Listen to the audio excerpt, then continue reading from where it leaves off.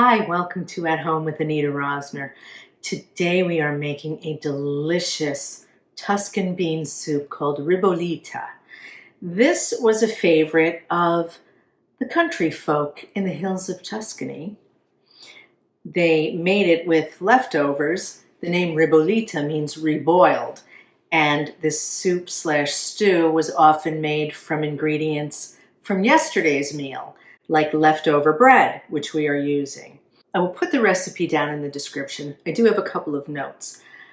The recipe calls for a 28-ounce can of diced tomatoes, which I bought, but I failed to notice that on the label it said it already contains garlic and oregano, but I don't care. We're going with it because it's just going to make it that much more flavorful.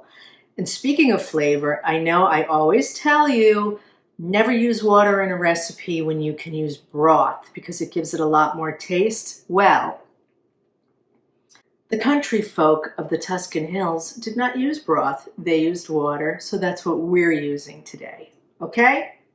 Okay. My oven is preheating at 450 because this dish starts on top of the stove and then it's finished in the oven. So we're going to get started by sauteing some vegetables over on the stove. Won't you join me? Andiamo! We're just going to saute these vegetables over medium heat in some olive oil until the carrots are tender and the onions become translucent.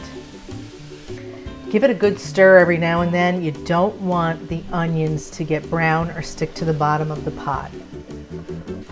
Now we're going to add our tomatoes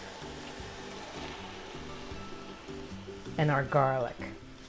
And we want to let this cook until almost all of the liquid of the tomatoes is gone.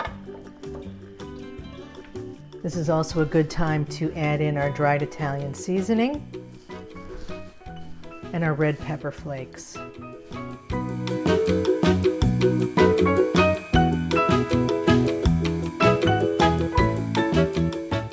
Now that most of the liquid is cooked off, we're going to add our cannellini beans.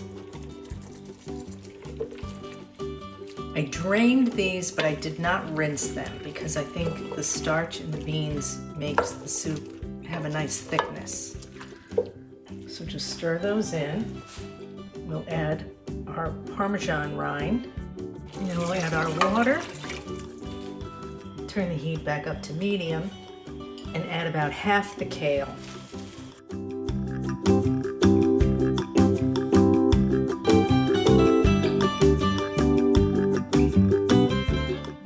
Once the kale wilts, add the rest.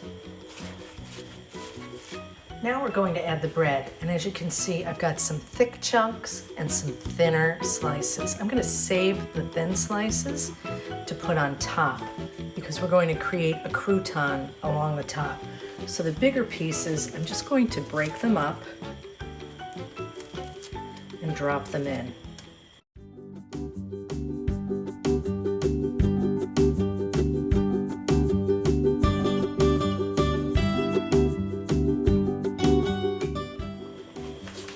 Now I'm taking these thinner pieces and just laying them across the top.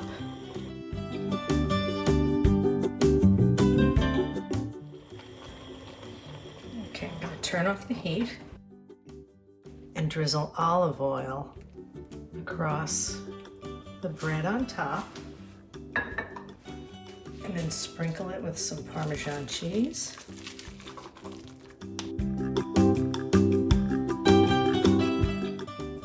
Here it is, fresh out of the oven. It smells amazing. You want to serve this with a little fresh grated cheese on top, maybe a little glass of Chianti on the side. I hope you try it. If you like this video, give me a thumbs up. Don't forget to subscribe, and I would love for you to leave a comment because I never know what you're thinking. Join me again right here next time at Home with Anita Rosner.